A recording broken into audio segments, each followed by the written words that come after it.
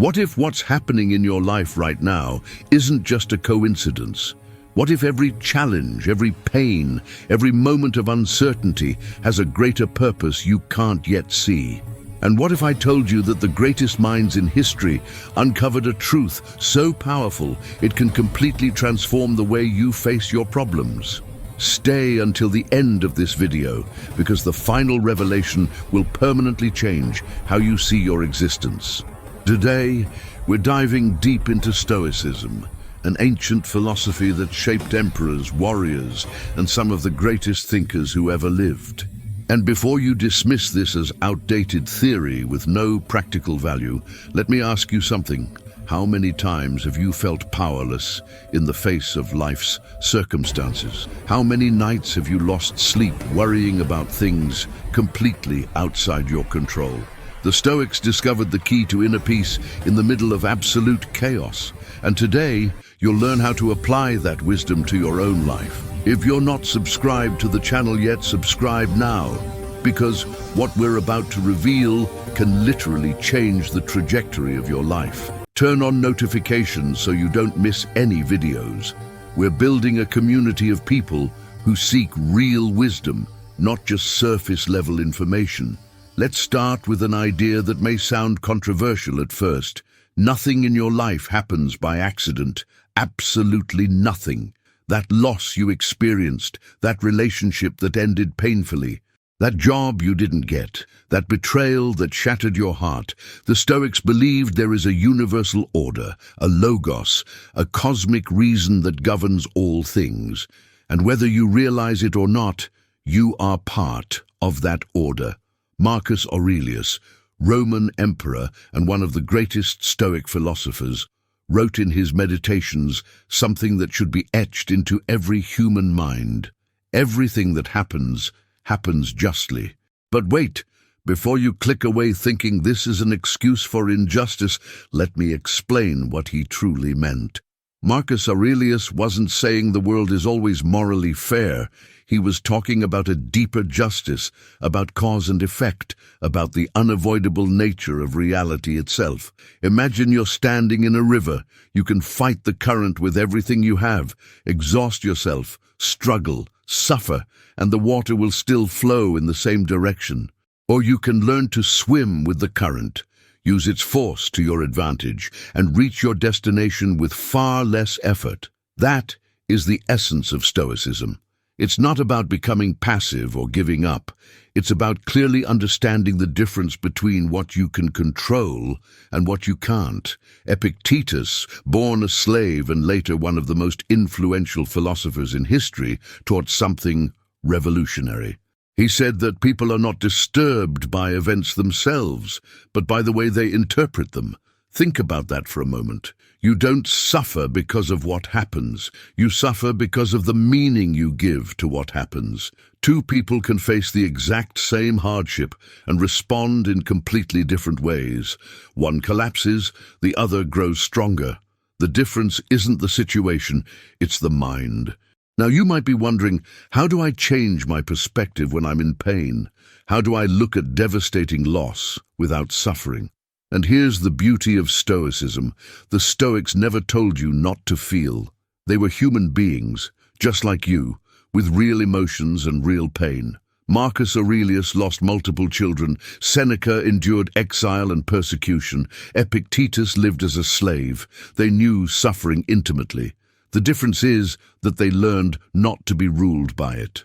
Seneca, advisor to emperors and one of the wealthiest men in Rome, wrote powerful letters on facing adversity. In one of them, he said something that feels almost prophetic today. We only begin to truly live when we accept that life is brief and uncertain. How many people do you know who live as if they're immortal, who postpone their dreams, hold grudges for years, waste precious time worrying about trivial things? The Stoics practiced a powerful mental exercise called Memento Mori, which means remember that you will die. That may sound dark, but it's actually the opposite. When you truly internalize how fragile life is, when you accept that your days are numbered, something extraordinary happens. You stop wasting time on what doesn't matter. You begin to value every moment, every conversation, every opportunity to do good. And here's something very few people understand about Stoicism. It is not a pessimistic philosophy. It's a philosophy of radical empowerment. The Stoics believed that everything you need to face, whatever life throws at you, already exists within you. You don't need perfect circumstances to be happy. You don't need everything to go your way to find peace. Your strength doesn't come from the outside world. It comes from within. Marcus Aurelius ruled an empire in crisis. He faced wars, plagues, and betrayals. And yet, he wrote that the happiness of your life depends on the quality of your thoughts. He was saying that even an emperor, with all the power in the world, cannot control everything around him. But he can fully control his mind, his reactions, and his choices. Do you realize how powerful that is? No one can take your inner peace unless you allow it. No external circumstance has power over your mind, except the power you give it. This is one of the most liberating truths a human being can ever discover. Now let's go even deeper, because what I'm about to reveal will challenge everything you believe about control and happiness. But before we continue, if you're enjoying this content, hit the like button right now. It helps this video reach more people who are also searching for this kind of transformation, and share it with someone you believe needs to hear this. Let's talk about something that is destroying the peace of millions of people right now: the obsession with controlling what cannot be controlled. Have you noticed how much energy we waste trying to change things that are completely outside our reach? You worry about what people think of you. You lose sleep imagining worst-case scenarios that will probably never happen. You get frustrated because people don't act the way you want them to. Epictetus had a brilliant distinction that should be taught in every school in the world. He divided life into two categories: things that are under our control and things that are not. And here's the shocking part: almost everything is outside our control. What people say about you, out of your control. Whether it will rain tomorrow, out of your control. Whether you'll get that job you really want, largely out of your control. Whether that person will love you back, completely out of your control. So what is under your control? Your thoughts, your actions, your reactions, your values, your effort, your choices. That's it. It sounds like very little, doesn't it? But the Stoics discovered that this is all you need. Because when you focus all your energy on what you can truly control, you become unstoppable. You stop being a victim of circumstances and become the architect of your own inner peace. Let me give you a practical example. Imagine you're in a very important job interview. Can you control whether the interviewer will choose you? No. Can you control whether they're having a bad day and feeling extra critical? No. Can you control whether another candidate has more experience than you? No. But you can control one thing: how well you prepared, how you present yourself, the energy you bring into the room, the honesty of your answers, and the respect you show. A Stoic would walk into that room focused only on what they can control. They would give their absolute best and then fully let go of the outcome. If they get the job, great. If they don't, they know they did everything within their power and that the result does not define their worth as a person. Can you feel the freedom in that? Can you imagine what it would be like to live without constant anxiety over outcomes you can't guarantee? Marcus Aurelius had a powerful mental exercise. Every morning before starting his day, he reminded himself, "Today I will meet people who are ungrateful, arrogant, selfish, envious." And then he added, "But none of this can harm me because I will not allow it to contaminate my mind." He wasn't being pessimistic. He was mentally preparing for reality. He knew he couldn't control how people behaved, but he could fully control how he responded. How many times have you been caught off guard by someone's cruelty? How many times have you felt betrayed, disrespected, used?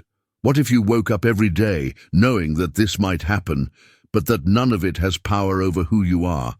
That is Stoic armor. It's not cynicism, it's realism. It's seeing human nature clearly without letting it destroy your peace. Seneca wrote something profound about this. He said we should treat life like a banquet. When a dish is passed to you, if you want some, take it. If you don't, let it pass. If it hasn't reached you yet, don't sit there anxiously waiting. Enjoy what is in front of you right now. This metaphor is brilliant because it perfectly captures the Stoic attitude toward life. Things come and go. People enter and leave your life. Opportunities appear and disappear. You can panic trying to grab everything, trying to guarantee that nothing bad ever happens, trying to control every detail of the future. Or you can accept the natural flow of existence, appreciate what you have while you have it, and let go when it's time to let go. And here's something people constantly misunderstand about Stoicism. Acceptance is not the same as passivity. The Stoics were people of action. Marcus Aurelius ruled an empire. Seneca was one of the most influential men in Rome. Epictetus founded a school that shaped generations. They didn't sit around watching life pass by. They acted with full force, but without desperate attachment to outcomes. There's a Stoic phrase that sums this up perfectly. Do what must be done. Accept what cannot be changed. This means you act, you put in effort, you fight for what you believe in. But you also have the wisdom to recognize when something is beyond your control, and you let go. You don't waste energy on impossible battles. You choose your fights wisely. Think about how many people you know who are trapped in cycles of suffering because they can't accept reality. They are constantly arguing with what is. They keep saying, this shouldn't have happened. That person shouldn't have done this. Life shouldn't be this way. And while they fight reality, their suffering only grows. Because reality doesn't change just because you think it should be different. The Stoics had a radical practice. Amor, Fati, love of fate. Not just accepting what happens, but loving what happens. Embracing every experience, good or bad, as exactly what needed to happen at that moment. This may sound impossible when you're in pain, but that's precisely where the transformative power of this philosophy lies. When something difficult happens, you have two choices. You can resist, complain, play the victim, and turn that situation into a trauma that follows you for years. Or you can ask, what is this teaching me? How can I grow from this? What strength can I develop by going through this? Suddenly, what looked like a curse becomes an opportunity for evolution. Marcus Aurelius said something revolutionary. The impediment to action advances action. What stands in the way becomes the way. Think about that. The obstacle isn't blocking your progress. The obstacle is the progress. It's right there, in that difficulty, that you have the chance to become stronger, wiser, and more resilient.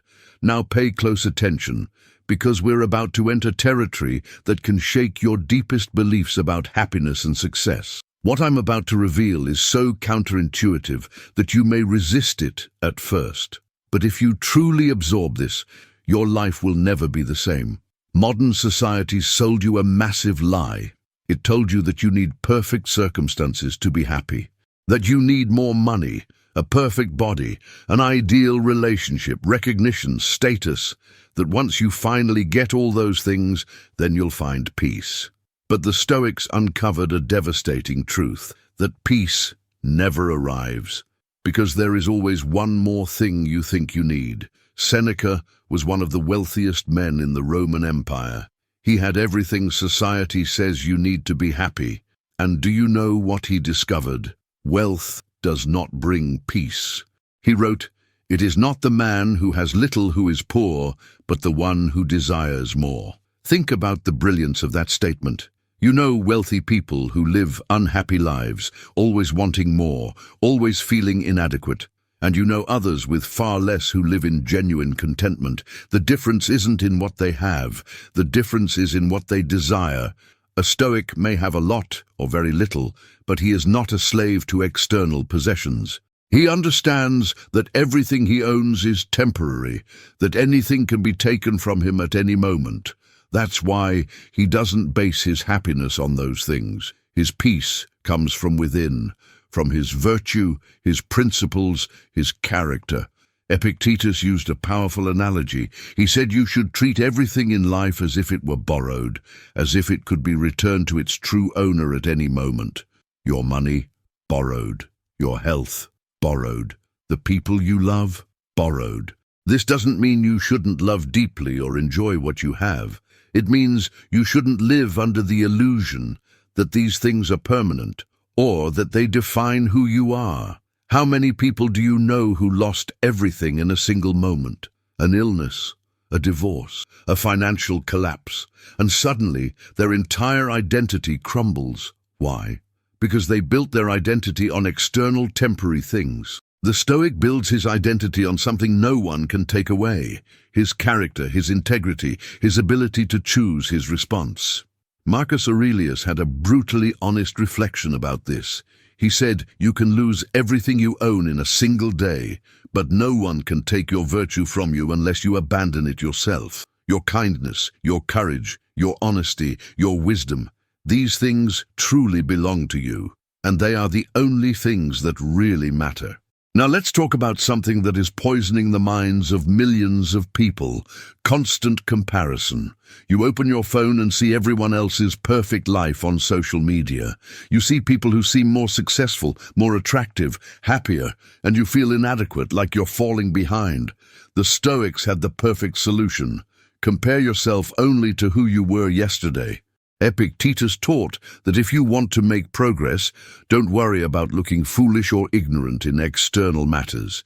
Don't try to appear knowledgeable about everything. Even if you seem important in the eyes of others, don't trust that. He warned that it's impossible to maintain inner peace while constantly trying to impress people.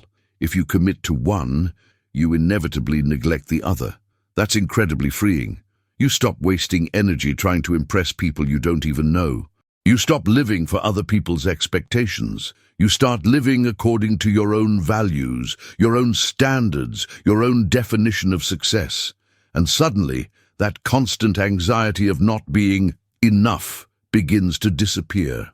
Seneca practiced a powerful exercise regularly.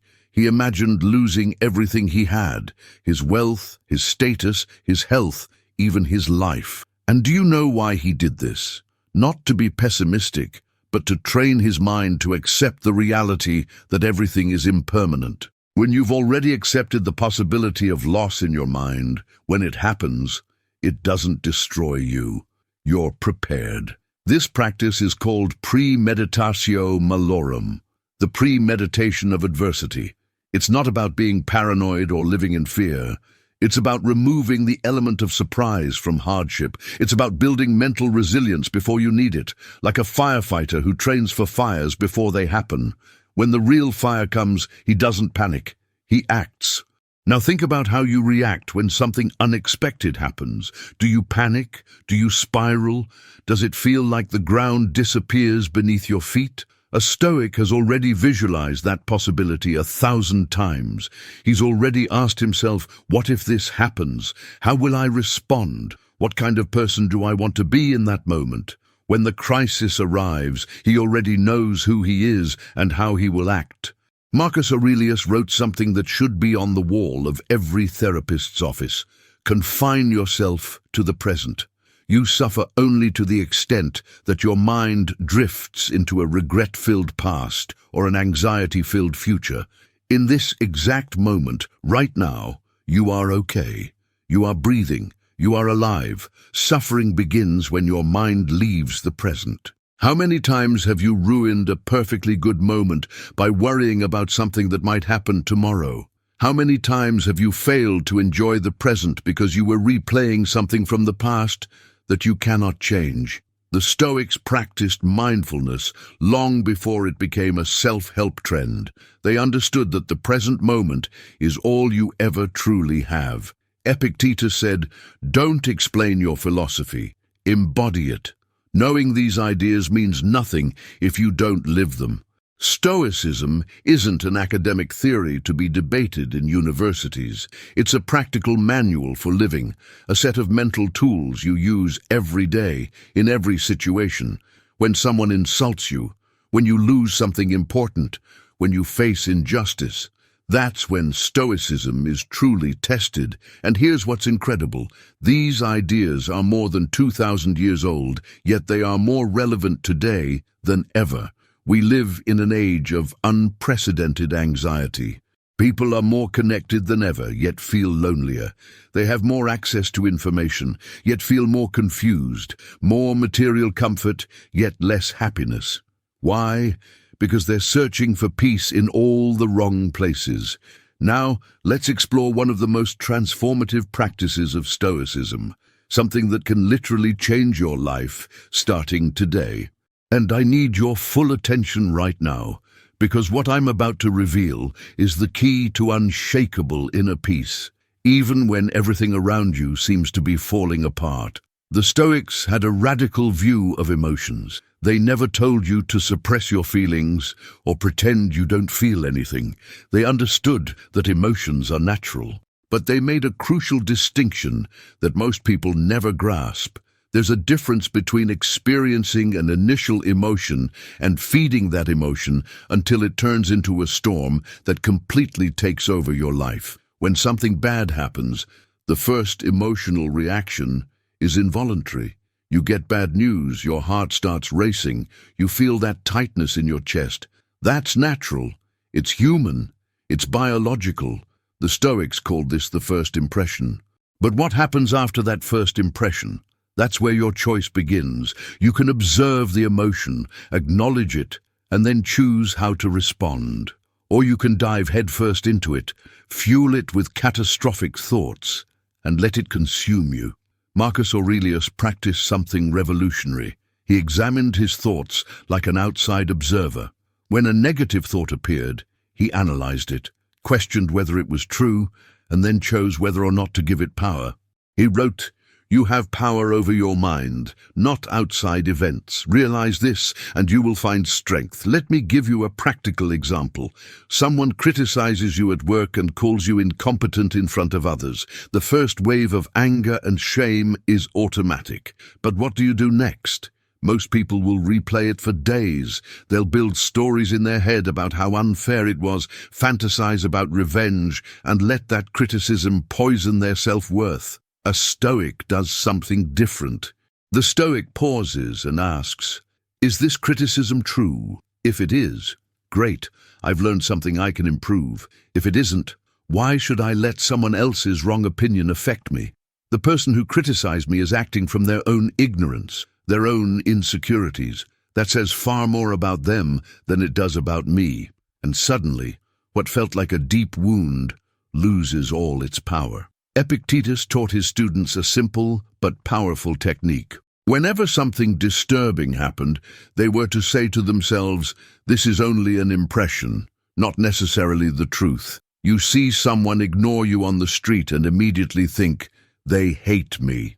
But that's just an impression. Maybe they were distracted. Maybe they were dealing with their own problems. Maybe they simply didn't see you. You don't know. And if you don't know, why choose the interpretation that hurts you the most? Most people live trapped inside their own interpretations. They turn neutral facts into personal dramas. Someone doesn't reply to a message. They assume rejection. A boss doesn't praise their work. They assume incompetence. A relationship ends. They conclude they're unlovable. None of these conclusions are necessarily true. They're just stories we tell ourselves. Seneca had a devastating line about this. We suffer more in imagination than in reality. How many nights have you lost sleep worrying about things that never happened? How many times have you tortured yourself with worst-case scenarios that never came true? You weren't suffering from facts. You were suffering from possibilities. The Stoic refuses to do this. He deals only with what is real, what is happening now, not with the 1,000 imaginary futures created by an anxious mind. Now let's talk about something most people are terrified to face: death. The Stoics didn't just accept death, they embraced it as a teacher, a source of wisdom. Marcus Aurelius reflected on death every day. Not because he was morbid or depressed, but because understanding life's finitude helped him live better, deeper, and more authentically. He wrote something chilling: "You could leave life right now.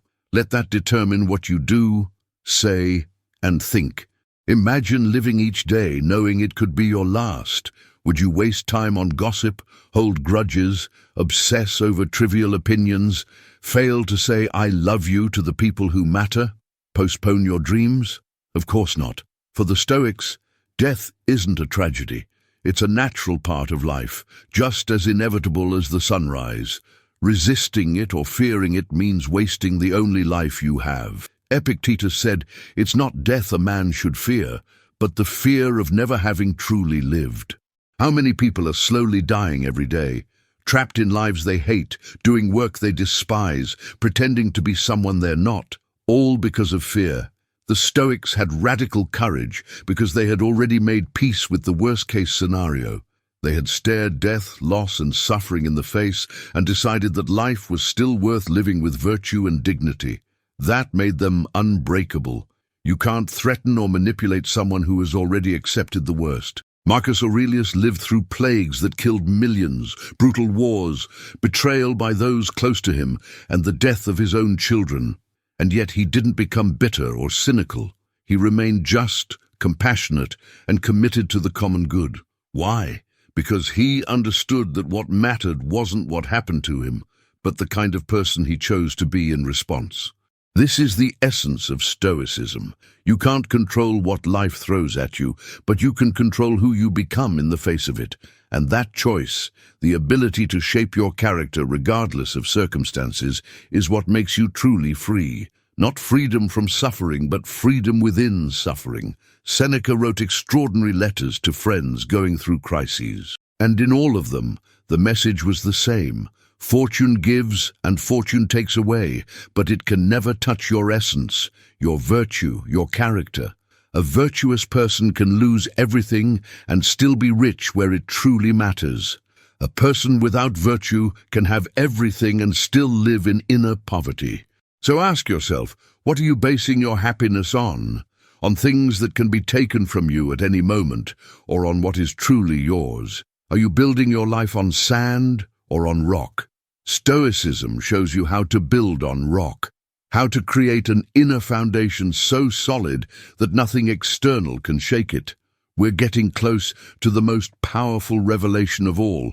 But before that, you need to understand something fundamental about how to apply Stoicism in your daily life. Because knowing these ideas means nothing if you don't turn them into concrete action. And this is exactly where most people fail. The Stoics were not just theoretical philosophers, they were men of action living in a harsh world, facing real challenges. And they developed specific practices that you can start using today.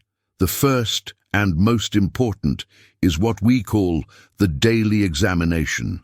Every night before going to sleep, Seneca would conduct a complete review of his day. He revisited every action, every word, every thought, not to punish himself or feel guilty, but to learn. He would ask himself, where did I act in accordance with my values? Where did I fail? Which emotions controlled me? How can I do better tomorrow? This simple practice, done consistently, changes you, because you can't change what you refuse to acknowledge. Imagine if every night you carried out this honest self-examination. How many destructive patterns would you uncover? How many automatic reactions would you begin to question? How many opportunities for growth would suddenly appear? Most people live on autopilot, repeating the same mistakes over and over because they never stop to reflect on their actions. Marcus Aurelius practiced this as well, but in an even deeper way. He wrote down his reflections, his reminders to himself, his meditations. And here's what's fascinating. Those personal notes, which he never intended to publish, survived for nearly 2,000 years and are still transforming lives today, because wisdom is timeless. Human struggles are eternal. Now let's talk about something that goes against everything modern society preaches: voluntary simplicity. Seneca, one of the wealthiest men in Rome, would periodically practice living as if he were poor. He ate simple food, wore basic clothing, slept on hard beds. Why? To train his mind not to depend on luxury, to prove to himself that he could be happy with very little. He said, "Set aside certain days when you are content with very little, so that when difficult days truly arrive, you don't panic. That's brilliant. It's like emotional endurance training. You voluntarily experience discomfort so that when inevitable discomfort comes, you're ready. How many people today are trapped in jobs they hate because they're afraid of losing their lifestyle? How many stay in toxic situations because they can't imagine living with less? Voluntary simplicity frees you from that fear. When you realize you can be happy with far less than you think you need, suddenly you have options that once seemed impossible. Epictetus, who spent much of his life in poverty, had a unique perspective on this. He said that wealth does not consist in having great possessions, but in having few needs. A man who needs a lot is a slave to his desires. A man who needs little is free. Do you want true freedom? Reduce your needs.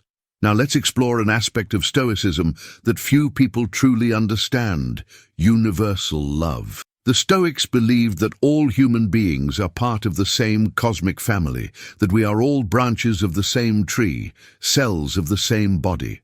Marcus Aurelius wrote that what does not benefit the hive does not benefit the bee. This means you cannot be truly happy while the people around you are suffering. Your well-being is connected to the well-being of the community. Acting purely out of self-interest, without regard for others, is acting against your own nature.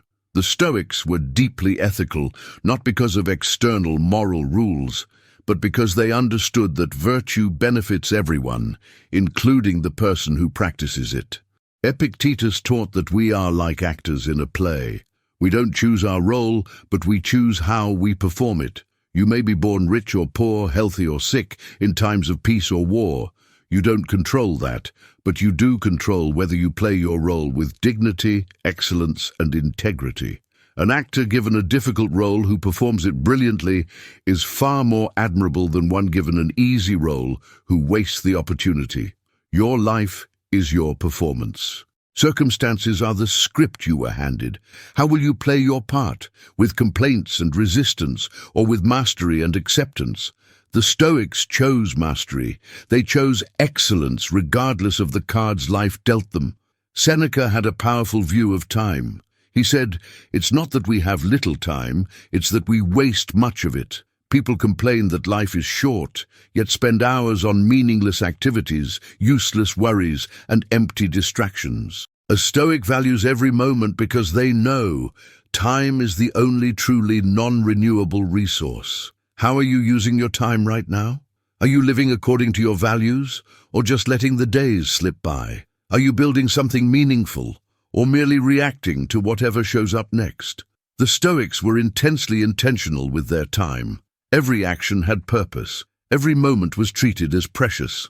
Marcus Aurelius had a brutal reminder: you could die tomorrow, so act as if each action were the last of your life. If this conversation were the last you'd ever have with this person, would you speak differently? If today were your final day, would you waste it on trivial nonsense? Awareness of death isn't morbid, it's liberating.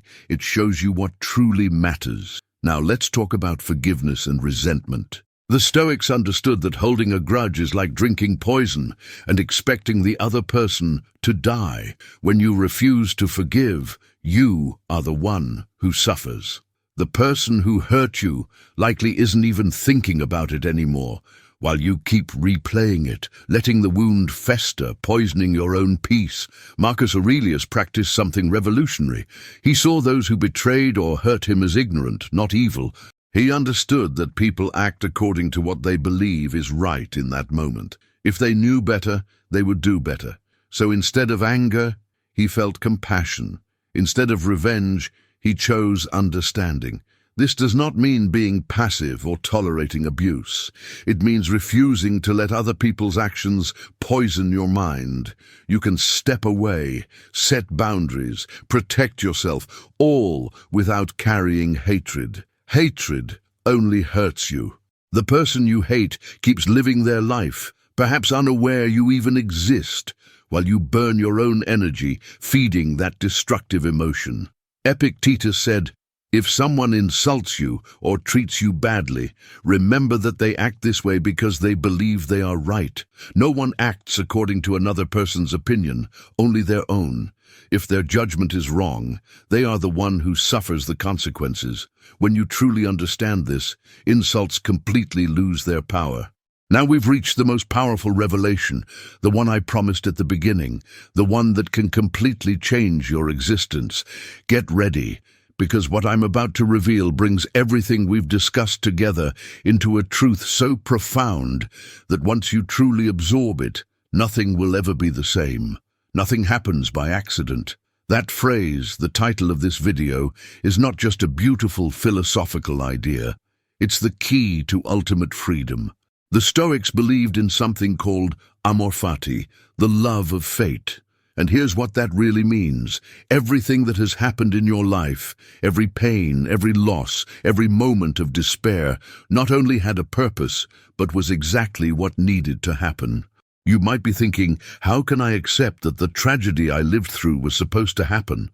How can I love a fate that brought me so much suffering? And here is the truth, devastating and liberating at the same time. You don't need to understand why. You only need to accept that you are part of something far greater than your limited perspective. Marcus Aurelius wrote, "Everything that happens, happens as it should." And you will see this clearly if you observe carefully, not just as a consequence of events, but as if everything had been arranged specifically for you. Think about that. What if every challenge you faced was intentionally designed to shape you into the person you were meant to become?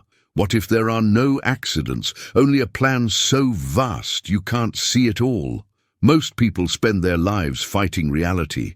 They say, "This shouldn't have happened to me. I don't deserve this. Life is unfair." And while they fight, they suffer twice. They suffer from the event itself, and they suffer from resisting it. The Stoic suffers only once, and even then, with dignity and acceptance. Seneca offered a perfect metaphor. We are like dogs tied to a moving cart. The cart will move forward no matter what. You can resist and be dragged, suffering every step of the way, or you can run alongside it, turning an unavoidable fate into a conscious choice. The destination is the same, but the experience is entirely different. Here is the final revelation, the most powerful of all. You control almost nothing in life, but you control everything that truly matters. You don't control whether you get sick, but you control how you face illness. You don't control whether people love you, but you control whether you are worthy of love. You don't control how long you live, but you control how you live each moment you're given. The Stoics discovered that happiness is not a destination you reach once all circumstances align perfectly. Happiness is a decision you make in every moment, regardless of circumstances. It's choosing virtue over pleasure, meaning over comfort, growth over ease. Epictetus began life as a slave, yet became freer than his masters. Why? Because he understood that chains can bind the body, but never the mind. External conditions can limit your actions, but never your inner choices. You can lose everything except one thing, your ability to choose your response. And that ability, that inner freedom, is all you truly need. With it, you can face anything. Without it, even surrounded by abundance, you will be miserable. The real question is not what life is doing to you. The question is, who are you choosing to become in response to what life does? Marcus Aurelius ruled the greatest empire on earth, yet wrote privately in his meditations, "You have power over your mind, not outside events. Realize this, and you will find strength." An emperor acknowledging that his true power wasn't in armies, wealth, or status, but in his mind. If an emperor understood this, what does that say about where your real power lies? So now I'll ask you directly, what are you going to do with everything you've learned today? Because knowledge without action is useless. Worse than useless, it's a betrayal of yourself. You now know you can choose your reactions, that you can find peace regardless of circumstances, that you can live with dignity no matter what happens. Knowing this, will you keep living the same way you always have? The Stoics challenge you to live with excellence, not excellence compared to others, but excellence in relation to your own potential. Every morning when you wake up, you have a choice. Will I live today according to my highest values, or will I simply react to whatever happens? Will I be guided by virtue, or dragged around by emotion and circumstance? Seneca said that life is not short. We make it short by wasting it. How many years have you lost living on autopilot? How many days have you thrown away on pointless worries, resentment that only hurt you, or chasing things that don't matter? You can't reclaim that time, but you can decide right now that every day you have left will be lived with intention. The truth is, you will die. I will die. All of us will, and we don't know when. It could be 50 years from now, or 5 minutes from now. And the only question that truly matters is this: when that moment comes, will you look back and know that you truly lived, that you were brave, kind, authentic, that you didn't waste the precious gift of life? The Stoics didn't fear death because they were already living fully. They didn't carry a pile of regrets or a list of things they kept postponing. They lived each day as if it were their last, not recklessly, but with total presence and intention. Marcus Aurelius wrote, "Do not act as if you had 10,000 years to live. Death stands at your side. While you live, while it is in your power, be good. Be good, not when circumstances are perfect, not when you have more time, not when you feel ready. Now. Be good now." So here is your call to action. Starting today, live like a Stoic. When something bad happens, pause and ask, what is under my control here? Focus on that and let go of the rest. When someone irritates you, remember, they act according to their own ignorance. You can't control that, but you can control your response. When anxiety about the future arises, return to the present. Right now, you are okay. Tonight, before you go to sleep, perform your daily review. Examine your actions. Where did you act with virtue? Where did you fall short? What can you do better tomorrow? And tomorrow morning, when you wake up, remind yourself, today could be my last day. How do I want to live it? Who do I choose to be today? If you made it this far, write in the comments, I choose virtue. Those 4 words are a commitment, a declaration that you understood the message and are ready to turn knowledge into action. I want to see those comments. I want to know this message reached you as deeply as it reached me. And if this video changed something in you, if you felt this could be the turning point you've been waiting for, subscribe to this channel now. Because we'll continue exploring these deep truths, these ancient wisdoms that are more relevant today than ever. Like the video, share it with someone who needs to hear this. Nothing happens by accident. You being here right now, watching this video until the end, is not a coincidence. It's exactly where you were meant to be. The question is, what will you do with it? Will you let this message fade like just another piece of information? Or will you allow it to fundamentally transform how you live? The Stoics offer you a path to a life of deep meaning, unshakable inner peace, and quiet dignity. But that path demands courage, the courage to accept reality as it is, to take full responsibility for your choices, and to live by your values even when it's hard. Always remember, you can't control what happens to you, but you can control who you become.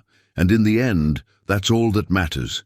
Be strong, be wise, be virtuous, and may you find the peace that comes not from perfect circumstances, but from a mind at harmony with itself. I'll see you in the next video, where we'll continue this journey of wisdom and transformation.